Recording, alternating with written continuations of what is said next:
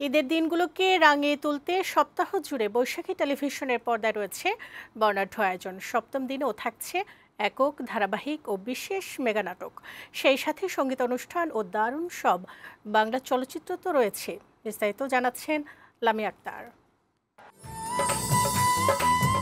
ঈদের সময়টুকু রাঙিয়ে তুলতে সপ্তাহব্যাপী অনুষ্ঠানমালার ডালি সাজিয়েছে বৈশাখী টেলিভিশন। এই আনন্দ আয়োজনের শেষ দিনেও রয়েছে নানা স্বাদের অনুষ্ঠানমালা। সপ্তম দিনের সকাল শুরু হয় বৈশাখীর সকালের গান দিয়ে। এরপর ছিল একক ও ধারাবাহিক নাটকের পুনঃপ্রচার, সেই সাথে সঙ্গীতের নানা অনুষ্ঠান।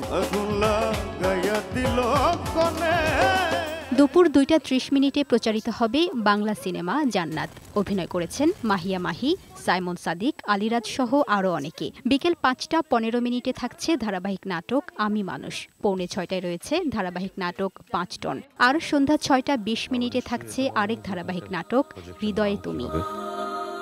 সন্ধ্যা 7:30 থাকছে ধারাবাহিক নাটক সাহেব বিবি গোলাম।